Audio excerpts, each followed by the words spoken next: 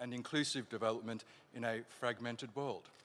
I now have the distinguished honor of introducing our honorable guests. Can we please make welcome Ararат Mիրզոյանը, the Minister of Foreign Affairs of the Republic of Armenia.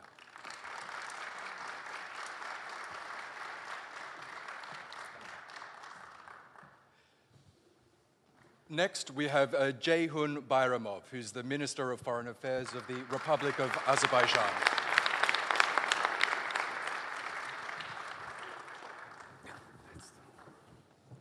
And please make welcome Marko Bochorashvili, who's the Minister of Foreign Affairs of Georgia.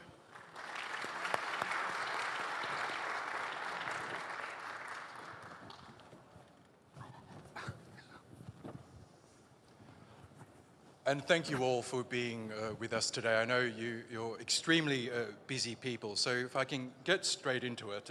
ոՒղիղ Բայրամով, if I could begin with you. 2 wars were fought for control of Azerbaijan's Armenian-populated region of Karabakh. The first took place, as we know, at the end of the Soviet Union, and the second took place in 2020, before Azerbaijan took control of its territory in September 2023. Last month, both Baku and Yerevan agreed on a peace deal, which is ready for signing. Tell us, what's standing in the way of the agreement being finalized so that it can be implemented?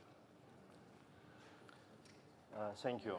First of all, it's a great pleasure to be a part of Antalya Diplomacy Forum. So I had a chance to participate in all forums, and we're very pleased and happy with the ever-growing role of Antalya Diplomacy Forum, and this becomes truly the center of discussions about the most pressing issues in the global agenda. And I would like, first of all, to thank my esteemed colleague and brother, Minister Hakan Fidan, for the invitation, and congratulate him and his team for the excellent organization of the forum. So back to your question, so you are absolutely right that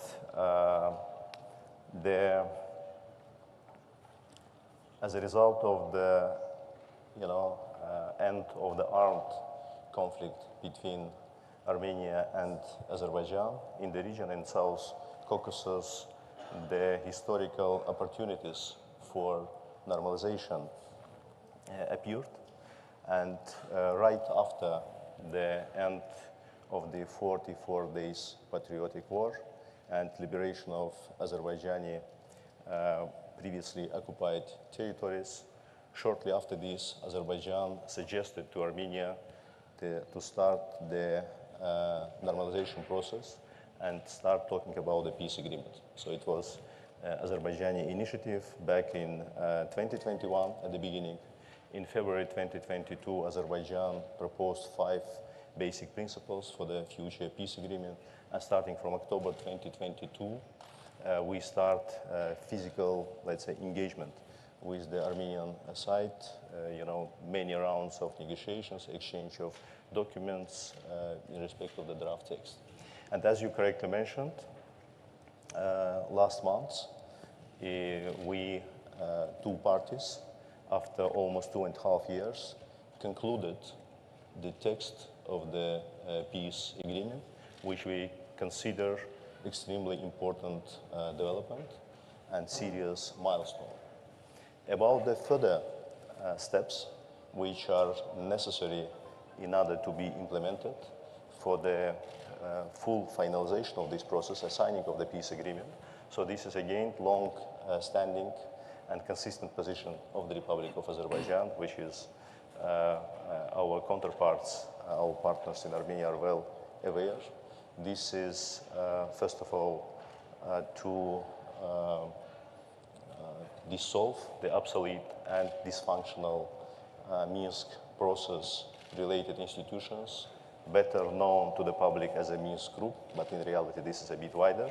And of course, at the same time, to make necessary changes to Armenian constitution in order to eliminate territorial claims to Azerbaijan. So we believe that with these necessary steps, there will be no additional obstacles in the way of finalization and signing of the agreement on establishment of peace and interstate relation between two countries. Ararат Mիրզոյան, after Azerbaijan and Armenia successfully wrapped up peace talks last month, your foreign ministry issued a statement saying that the peace agreement is ready for signing. You've just heard from your Azerbaijani counterpart some of the concerns that Baku has before signing this deal. Is Yerevan willing to address those concerns? And what issues do you have with the deal, if any? Well, thank you very much for the invitation. I would also join my colleague in expressing appreciation to the organizers of this fantastic diplomatic forum. Coming to your question,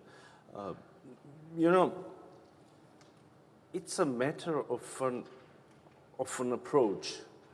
I don't think that digging too deep into the past would be constructive right now and would help all of us to come to a constructive and beneficial for everybody solutions. I would rather prefer to focus on the present and on the future, because if we focus on the obstacles, if we focus on the issues of history, if we start discussing which territory belonged to whom, I don't know, 100 years ago, or who killed more people of the other nationality, I think we would jointly come to another conflict. Meanwhile, the desire of the government of the Republic of Armenia and the people of Armenia, at least from our side, is to build lasting peace in our region, including, and first of all, we are discussing the relations and normalization with Azerbaijan. You are completely right. We succeeded, after long negotiations, we succeeded to agree over the text of draft peace agreement. And we also suggested to immediately start consultations on aiming to define the venue and the time, the data for signing the peace agreement. Is this peace agreement, is the agreed text answering to all possible questions? Of course not. And I believe there is no single agreement in the world that answers to all possible questions and covers all possible issues. This is a basis, this is a start of relations. And of course, there are many remaining issues, and we can continue our discussion regarding all issues. We can continue exploring new possibilities of cooperation, because it's just a start. And it's important to note that in this agreed text of the agreement, we have a provision which says that we are establishing a bilateral commission to discuss all the other issues, including the, issues that may rise regarding the interpretation of this or that provision of the agreement, discussion of many other possible issues.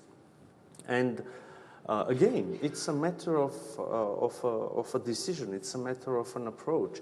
What are we, as ministers of foreign affairs, during this panel discussion, suggest to our societies? What are we, as countries, suggest to the region, to the world? Is that digging again into the past, or building a joint future and prosperity for our citizens? So we are confident that we have all the preconditions, positive preconditions, to sign this agreement, to start a new stage of dialogue, a new level, or if I may, an open new era of relations, of peaceful relations and prosperity in South Caucasus and beyond, in larger region. So this is our approach. Minister Bayramov spoke about very concrete conditions or preconditions. You know, the Minsk structures. We have expressed several times our readiness to initiate the process of dissolution of mixed structures. These structures can be dissolved when there is no conflict. So this is an interesting question. Do we have a conflict now or not? On the ground, no. We don't have a de facto conflict. On the papers, we don't have an agreement on establishment of peace and interstate relations signed and ratified. So we can continue to philosophize on this issue, but the solution for us, at least for us, is obvious. We should sign the agreement, put an end to this conflict in an institutional way, dissolve on the very same day, if you want. In the same, 10 minutes. One document after the other. And I'm not even saying which document should be the first. Let's sign the peace treaty. Let's sign a joint application to OSCE member states or the Secretariat about the dissolution. Let's establish the bilateral commission, which I was talking about, and start discussion of all possible questions. Minister Bayramov spoke also about the constitution of Armenia. Okay, if you want, I can say, we do have a concern regarding the constitution of Republic of Azerbaijan, and we are not saying this just to have the in the principle of mirroring the issues. We are not saying this to have an equal condition or concern. I can explain. The Constitution of Republic of Armenia makes a reference to the Act of Independence, the document, in which this Republic of Azerbaijan declares itself to be the successor of First Azerbaijani Republic. And we all know that the First Azerbaijani Republic declared its sovereignty over much larger territories than today's Azerbaijani Republic, including, around or more than 60% of current sovereign Armenian territories. So again, it's a matter of approach. From which end are we beginning? Are we going to have all answers to all possible questions and only then establish relations, or we are building on what we already have accomplished? Because, we have an unprecedented situation. Armenia and Azerbaijan, again, please focus on this issue. Armenia and Azerbaijan have agreed on a text of an agreement between them, acknowledging each other's territorial integrity within borders which existed by the time, at the moment of the dissolution of Soviet Union. This sentence answers to so many questions and so many concerns. Are we going to build on this, or we are going to undermine this very tangible historic accomplishment and then bring another issue to the table of negotiations, another issue? It could become a never-ending process. Are we focusing on future or on the past? This is the conclusion. So, Minister Mիրզոյան, it sounds like you want the agreement to be signed and the issues to be ironed out at a later date. But we heard Minister Bayramov mention that constitutional change that you just addressed, in which the Armenian constitution currently states that Karabakh is a part of Armenia. Do you acknowledge that that might be a concern for Baku? Thank you very much for this issue. So I am officially saying, and our constitution is a public document. You can check and correct me if I'm mistaken, but I assure you I'm not mistaken. There is nothing in the Constitution of Republic of Armenia saying that Karabakh is part of Armenia. There is nothing. In the contrary, I said that we have our own concerns regarding the Azerbaijani constitution. But again, why aren't we raising this issue continuously on and on? Because in the very same text of agreement, we have a specific provision, not only recognizing several provisions. One recognizes our respective territorial integrities in a way which is fully acceptable for you and for us as well, because we agreed on that. And also we have a provision saying that none of the parties can refer to their internal legislations in order to justify failure of implementation of this agreement. I mean, it's really covered, and the shortest way to answer to all questions, cover all possible obstacles, concerns, is signing and ratification of this agreement. Okay, Mr. Bayramov, you've just heard the response there from your Armenian counterpart. Do you accept that? Might you consider signing the agreement and sorting out the issues that either side may have at a later date? Actually, there are two fundamental problems with what Minister Mիրզոյան mentioned. First of all, Minister Mիրզոյան said that in Armenian constitution there is no reference to the territory of Azerbaijan. And just I want to clarify, because I don't want to play with words, but there is an act of independence of the Republic of Armenia, which says about reunification of part of the territory of Azerbaijan, de jure and de facto, with the Republic of Armenia. And the Armenian constitution makes a reference to the act of independence. And based on these, let's say, pieces of legislation, I mean the fundamental norms of the Armenian legislation, which is the constitution, many dozens of different lower tier normative legal acts, decision has been adopted over the last 30 years, confirming the same narrative. Talking about the specifics of the peace agreement. In reality, yes, peace agreement addresses many issues. But again, this is also a well-known fact that no matter what you include in the peace agreement, your peace agreement, being the part of your international obligation, will prevail over your domestic legislation, but not constitution or any other act adopted by referendum. Which means that if we just, trying to simplify the situation, will only, focus on a peace agreement without resolving the situation with constitution, it means that from day one, peace agreement will be nil and void, because it will be contradictory to the main law of the country, which is not the case. Another thing, what Azerbaijan is saying, this is from legal standpoint. From, let's say, strategical point of view, from political point of view, this is also important, taking into consideration that it was always, let's say, the narrative, it was the fundament of Armenian legislation. This is also important just to understand the approach and position of Armenian people, Armenian public in respect of this.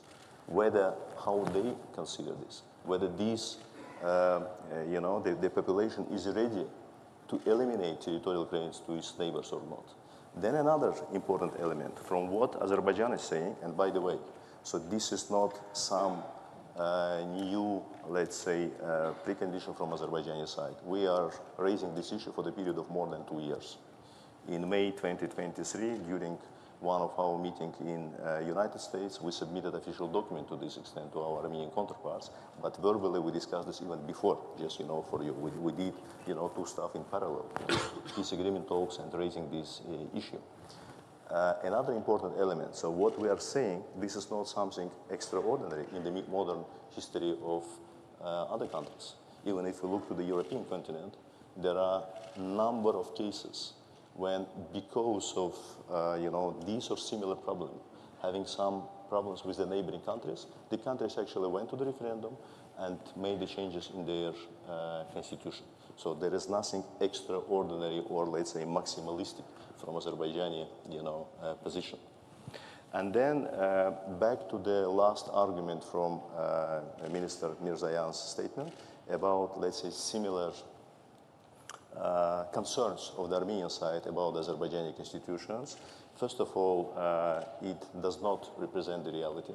Azerbaijani constitution does not contain any geographical name or territory of the modern Republic of Armenia. And I think our Armenian counterparts, they are very well aware, because otherwise they would definitely raise this issue, because the legal system of Armenia, legal system of Azerbaijan, legal system of Turkey, and all these countries, this is more or less the same. You cannot enter into international agreements if they are contradictory to the constitution of the country. So I don't believe that our Armenian counterparts, they are sincerely believe that Azerbaijani constitution contains territorial claim to Armenia, and at the same time, they never raised this before, and they just ignore this fact. Because this is really strange. Because if you believe that the constitution of the other country has a territorial claim to your country, then you only pretend that you are signing, let's say, a peace agreement which will handle this situation, because it will be open. Because no international agreement can change or remain the obstacle which is part of your constitution. So, Minister Mիրզոյան, before I get George's perspective on this, is your government willing to consider possible changes to the constitution, even though it might be domestically unpopular?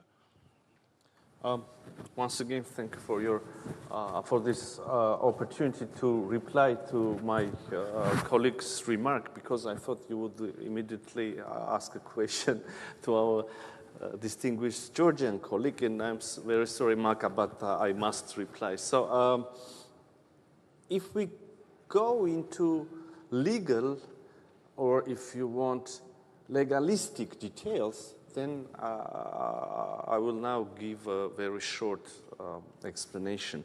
You know, legally, indeed, there is a reference in our preambular part of our constitution, but there is a reference to our Act of Declaration of Independence. No, but legally, only those provisions of our Declaration of Independence have legal significance and are imperative, only those that are literally quoted in the text in the body of Constitution. That sentence about which our colleagues from Azerbaijan have concerns is not quoted in our Constitution. There is only a general reference to the Declaration of Independence, saying that based on Declaration of Independence, the people of Armenia declares this, and then the body of Constitution. So, again, legally, in the world, there is only one body that has the right to interpret, to comment our Constitution, and it is the Constitutional Court of the Republic of Armenia. And last September, our Constitutional Court gave a conclusion regarding another document which was signed between Armenia and Azerbaijan, the regulation of joint works of respective border commissions on delimitation, basically. And in this regulation, it is mentioned that the delimitation is taking place on the basis of Almaty Declaration, which says the same, more or less the same sentence, that our borders are the same borders that existed between us as Soviet Socialist republics at the time of dissolution of Soviet Union. So once, last September, our Constitutional Court said, and it is a public document, that this principle, the principle of borders, which also means that we do not have territorial claims beyond that borders, this principle is fully complying to our Constitution, and that's it. So now, if we sign this treaty, this again, within the process of ratification, this agreement will go to the Constitutional Court. If our Constitutional Court once again says that this document complies with our Constitution, another proof that the issue is covered, addressed, there is no obstacle. If theoretically our Constitutional Court will say something else, that will be another situation. We will come back to you and we will discuss other possibilities. That's it. But again, you know, it's a matter of political will. It's a matter of orientation. It's a matter of focusing the subject on which we are focusing. Are we building peace? Are we going to use the opportunities, or are we going to close the process having the concerns? If we do have will to use the opportunities, we will find a way. By the way, and again, yeah, that's it. I'm sorry, Malka, I was a little bit longer This would be a great time to get George's perspective now, because it does sound like we are at a bit of an impasse, even though a peace deal was agreed last month. Marka Bochorisvili, Georgia has expressed interest in playing a mediating role in the region. How can Georgia facilitate dialogue and cooperation among South Caucasus countries? And what specific initiatives or projects is Georgia promoting to enhance regional integration? It is my privilege to be here and to participate to Antalya Diplomacy Forum, and that's great honor to be here together with my dear colleagues from Azerbaijan and Armenia. Well, for Georgia, peaceful and secure South Caucasus is an important priority.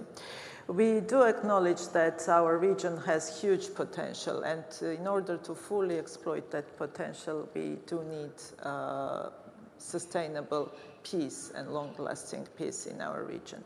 So that's why we welcome, first of all, the agreement on peace deal between Azerbaijan and Armenia. This is, I do believe, that big achievement.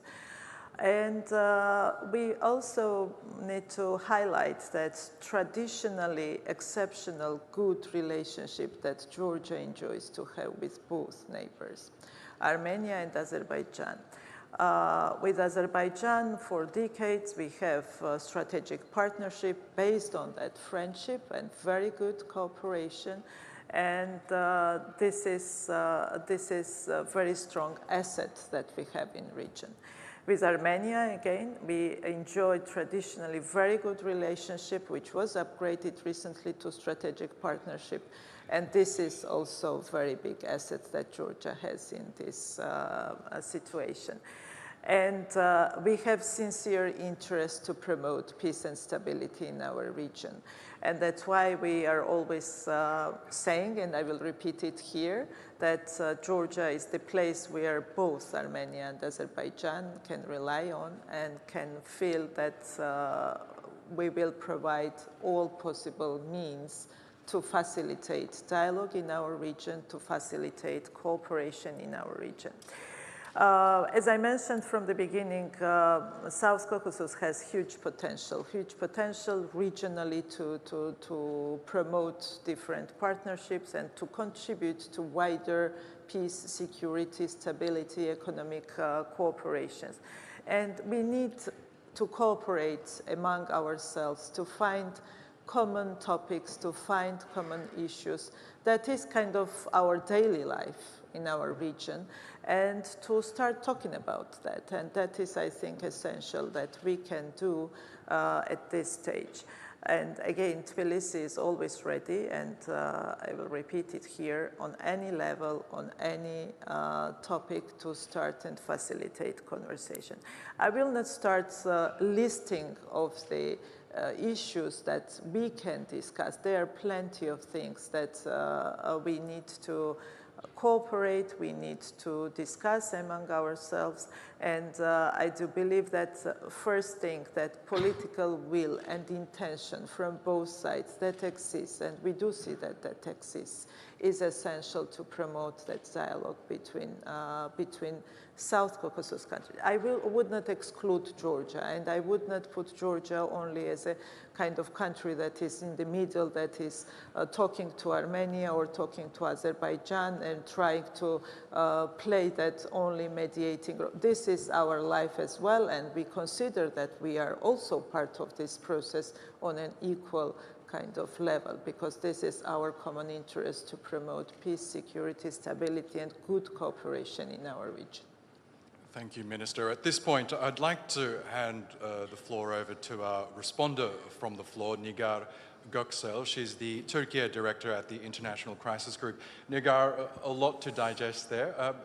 Please give us your thoughts. There we go. Yes. Oh, one moment. Sorry. It's a great privilege to follow the distinguished ministers on this very significant platform. I see my role today as weaving together some of the threads that they've laid out, my takeaways, and adding some reflections from the peace and security debates about this issue that are taking place elsewhere.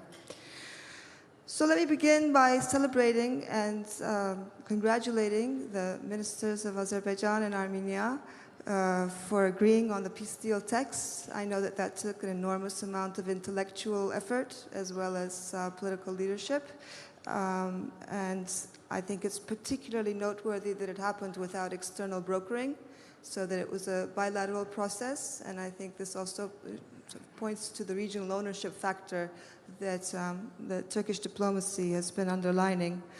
I'd also like to take note of Azerbaijan's long-time investment into proactively pursuing the connectivity projects in the region, starting from Baku-Ceyhan and now evolving into the Middle Corridor. Frankly, I think Baku gets little acknowledgement from the actors that are benefiting from its focus on this for a long time. I think the prevailing rationale today is that folding Armenia into this web of infrastructure and opportunity can create some immunity, not only for Armenia, but for all of us, in terms of guarding against the potential spoilers of regional stability.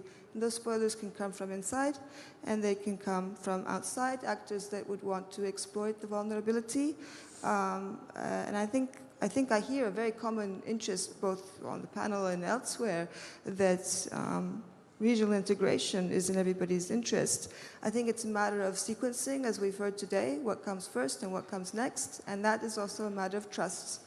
But before I go a little bit deeper into that, I'd like to say a few words about the geostrategic context, because that hasn't been mentioned much, and I think it is actually one of the dimensions that adds a time sensitivity to this process being concluded.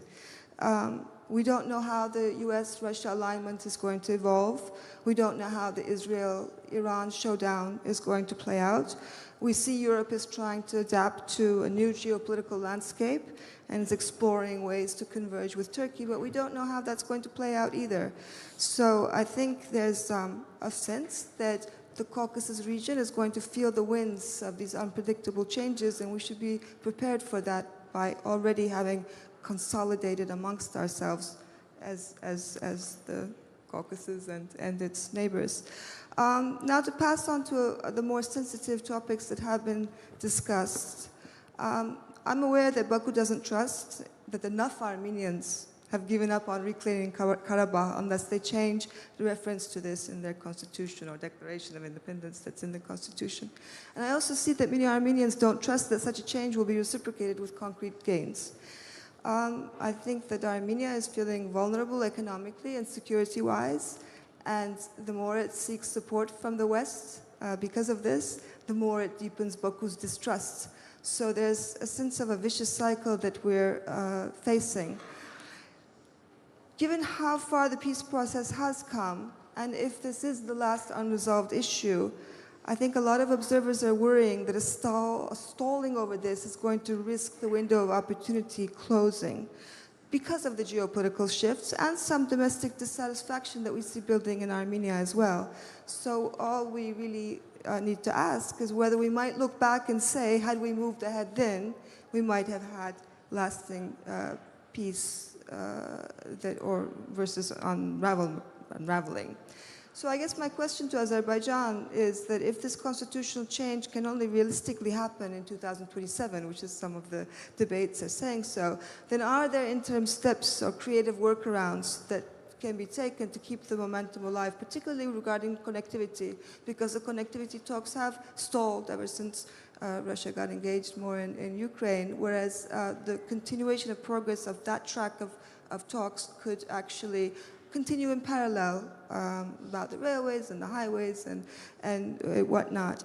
I also would like to sort of note here that, of course, aspirations are not eliminated by clauses in legal declarations. They might actually fade more likely through normalization and integration, though there's no guarantee for that either. And I guess my question to Yerevan, to the Minister of Armenia, is that given how fragile the trust is, Are there ways that the Armenian leadership could reassure its counterparts in Baku that Armenia's current path is irreversible, even if political winds at home change or political winds in the region change? I think there's a sense of fragility that I pick up as such in Baku that is grounded, I guess, in past experiences. I think the irony today, and I'm going to close with this, is that if Armenia doesn't feel secure or doesn't have an economic lifeline because of its borders being closed, then it becomes more vulnerable to external manipulation, which is exactly the outcome that Azerbaijan seeks to avoid. And of course, it's a risk to Turkey's potential role for stabilizing and developing the Caucasus region as well. And I also like to note that it's naive to believe that trade and connectivity can neutralize revanchism, but neither can isolation reduce it. So I think we're left with no wonderful answers, perhaps, but some food for thought, perhaps, that can be taken up in the rounds to go. Minister Mիրզոյան, would you like to respond? Well, that was an interesting contribution. Thank you. Of course, I can agree with some of the approaches and considerations and disagree with the others. But in one specific part, you were very precise. The Armenian society feels vulnerable indeed, in terms of security first, but also in terms of economic cooperation or closed borders. An ordinary citizen of Republic of Armenia can hear several assurances from the government of Republic of Armenia in the same day, assurances regarding the peace agenda, assurances and proposals to build peace with the neighbors, to open the borders, to turn the page of enmity in the region, to open a new era. And we all remember that there are still very sensitive issues. The wounds are very fresh, and it's difficult to speak about possible cooperation. But an ordinary citizen of Republic of Armenia can hear or watch in his, her newsfeed, in his, her daily life, many assurances about this.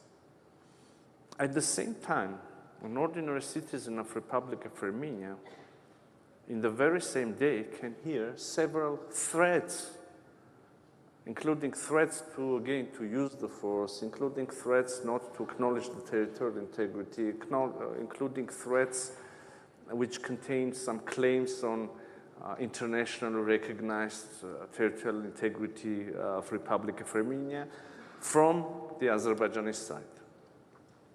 I don't know, on the level of member of a parliament, on the level of the media outlet strongly affiliated with the government, on the level of high officials. So there is this threat in the air. There is a choice for us, for our Azerbaijani friends, for our Georgian friends, for our Turkish friends. There is a choice to wait for another 100 or 200 years to see that the changes are irreversible, or to start a process of putting a brick and then another brick and then another brick, and in this way building a peaceful region here. Establish cooperation, I don't know, energy projects, transit projects. You touched upon the topic of the connectivity. I can also elaborate a little bit more on that. Internet cables, I don't know, tourism. There are so many ways of cooperation. And I believe Georgia can lead the region here. We can connect the two societies, not only, I mean, the two societies of Armenia and Azerbaijan, but Georgia, but Turkey. We live in the 21st century. Again, it's a matter, and my hope is that I'm expressing this idea precisely. It's a matter of choice. You can wait for another 200 years, or you can start putting bricks and building a solid wall. We choose cooperation, but we cannot cooperate with ourselves. There should be another neighbor on the other side willing to cooperate with us as well. For instance, not to sound too, I don't know, idealistic and avoiding concrete details. I will bring an example. We just made a proposal to Azerbaijan regarding connectivity, according to which they gain access to our railway infrastructure. We gain access to their regional railway infrastructure. We understand that there is 45 kilometers in the south of Armenia, which is possibly, obviously, the shortest way to connect two parts of Azerbaijan. And we suggested to use, I don't know, modern technologies there, electronic scanners, which will allow us to avoid physical check of the goods, of the cargo, to use electronic declarations which can be sent, information which could be exchanged between respective agencies, again, allowing us to have this transit at its maximum possible speed, etc., etc. We made a very concrete proposal. No positive answer. Probably they have their grounded concerns, I don't know. But it's a matter of choice. Thank you. Okay. I'll ask Minister Bayramov to respond to that. Any response to what this minister has said? Absolutely. First of all, thank you for your analysis. And then you raised the topic and the issue of connectivity, what can be done at this stage. And I can confirm that this is the long standing position and the elements of the foreign policy of Azerbaijan is the best way to promote the security and well-being. This is good relations with your neighbors. And of course, economic integration. I mean, from this perspective, not only transport connectivity, transit, but also energy project, electricity, cables, etc. So this is something which makes you interdependent in a good sense with your neighboring countries. And this is not only, let's say, the policy as a whole. This is something which has been successfully implemented by Azerbaijan with all neighboring countries. When we talk about East-West Middle Corridor, what, for instance, Azerbaijan, Georgia, together with Turkey did, this is not something which changed the region. This is not something which was very positive for the well-being of our people and societies. This is something which changed the whole map of the region, the major oil, gas pipeline, East-West transportation corridor. The most recent example, this is, of course, implementation of Southern Gas Corridor. The second stage, with the finalization of which the number of countries which became the recipients of Azerbaijani gas from the Caspian Sea increased from 2 at the end of 2020 to 12 today, when on top of Georgia and Turkey, this is also 10 additional European countries. At the same time, we are quite actively expanding the North-South corridor, also with participation of Russian Federation and Iran. For all those years, due to the policy of Armenia, Armenia was out from all these projects, because I think one cannot imagine that when you have this type of conflict and occupation of your territory, you will be in a, let's say, economic engagement with the country. And of course, from the recent developments, and that's why at the beginning I said that the new opportunities finally raise with the end of the armed conflict between Armenia and Azerbaijan. But we sincerely believe that the process should be finalized in a proper way. So this is something which has the real ground, which has the legal value, and which is irreversible. My colleague mentioned, and when you hear Minister Mիրզոյան, this is really very nice statements, and we hear many, let's say, nice statements. Minister Mիրզոյան made a reference to the decision, to the recent decision of the Constitutional Court of the Republic of Armenia, and Minister Mիրզոյան in his statements several times said a reference to several hundred years ago. I will not be making reference to the several hundred years. I will make, several references to something which happened only after November 2020, which is the end of the Second Karabakh War. Mr. Mիրզոյան did not mention that when we talk about the importance and seriousness of this territorial claim in Armenian constitution, this is not something hypothetical. Based on this narrative, after November 2020, between Republic of Armenia and the Republic of Azerbaijan, there are many international disputes in International Court of Justice, in international arbitration bodies, etc. There are a bunch of documents where recently, in 2021, in 2022, in 2024, the Republic of Armenia continues to submit the document which, based on the same narrative which exists in the Armenian constitution, put under question territorial integrity and sovereignty of Azerbaijan. So this is the recent document. Of course, the statements, they are all good and nice, but there are more important stuff. And when Minister Mիրզոյան mentions about, some of the threats from the member of, parliaments of some NGOs, of course, in ideal world, of course, it's better, to have only the nice statements, but I believe that the more important,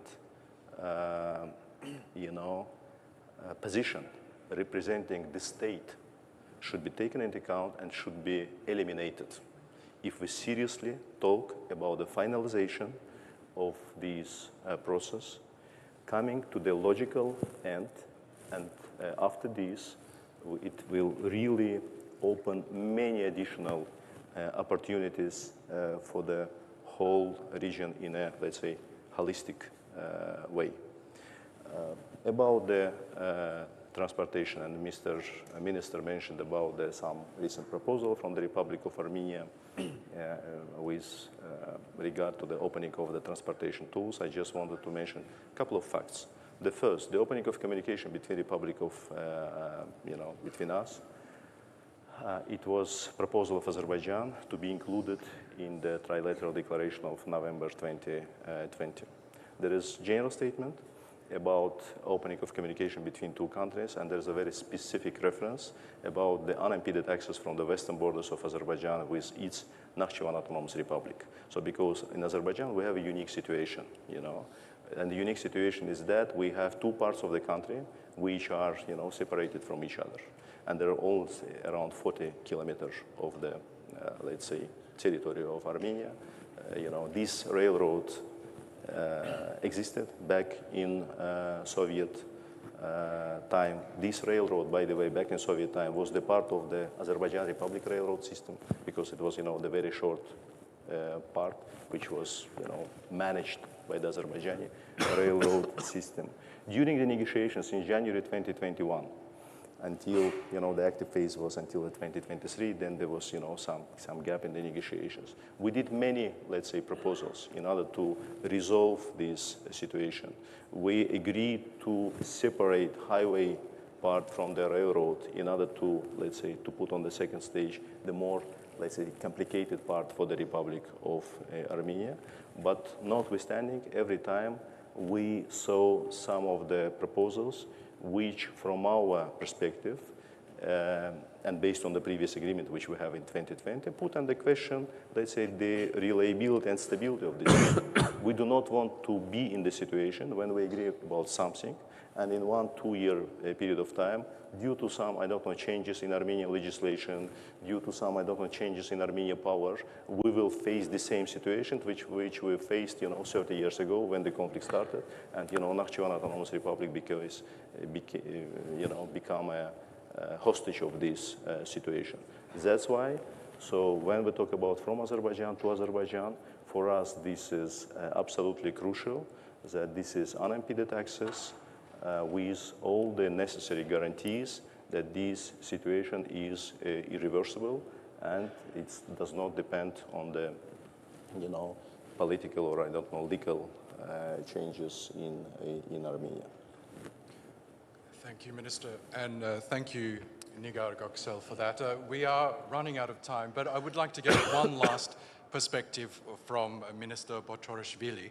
The issue of shifting global alliances was mentioned. That is evident in the South Caucasus. We're seeing the West retreat somewhat from trying to influence affairs in the South Caucasus. We know the 3+3 dialogue being spearheaded by Russia and Turkey has been looking to fill that void. This is the dialogue involving the countries on the stage here as well as the biggest neighbors of Iran, Turkey and Russia. Under the previous administration in Georgia, they had refused to become involved in the 3+3. Might you reconsider that stance and joining?